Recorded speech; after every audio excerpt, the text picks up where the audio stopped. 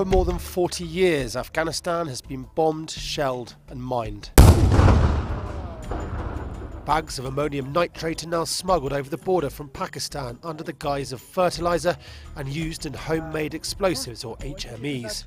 Old Soviet mines and shells still litter the countryside, and insurgents use innocuous household items to make improvised explosive devices, or IEDs.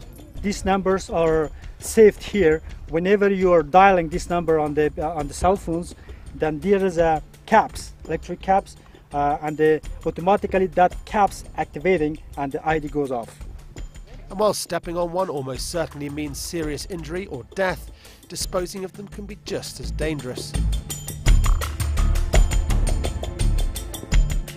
Just outside Kabul, local elders discover what they believe to be old Soviet explosives. A specialist team from the Organisation of Mine Clearance and Afghan Rehabilitation, or OMAR, led by Hukum Khan Rasoli, is called out to investigate. It looks like a toy for the children. When they come across, they do not have that knowledge to recognize this is UXO or sub-ammunition. They start playing with that. That caused to blow off, and most of the casualties now in Afghanistan is from these items. The first thing that strikes you about these unexploded devices is just how inconspicuous they are. They really do look like any other rock. And you can just imagine a child from the local village, which is about 100 meters in that direction, walking over and picking one up. And that is how thousands of people die in Afghanistan every year. After the explosives have been found, many are destroyed in place, work that requires a deft hand and nerves of steel. One wrong move could see an explosive ordnance disposer blown to pieces.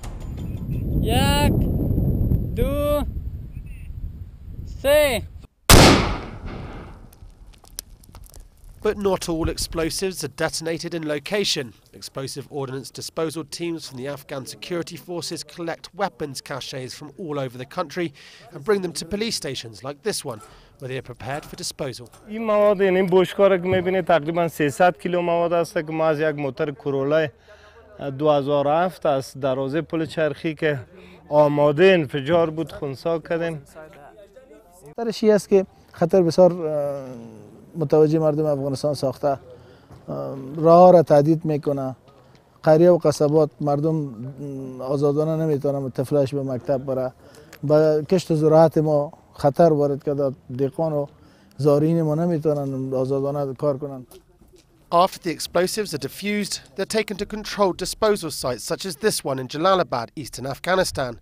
Today, conventional weapons destruction teams, or CWDs, funded by the US Department of State, prepare to remotely detonate 2.5 tons of explosive materials. Around 100,000 tons of UXO are separated around Afghanistan.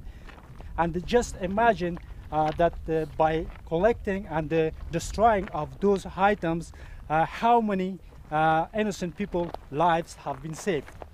Organisations such as Omar, Halo and Sterling focus efforts on training diffusers, clearing ordnance and running programmes to educate local people on the risks of unexploded ordnance.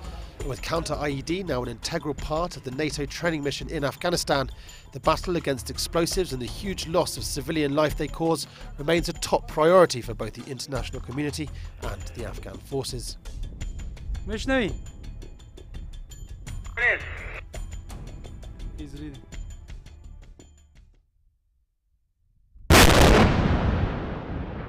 This is Jake Tutman from Jalalabad for the NATO Channel.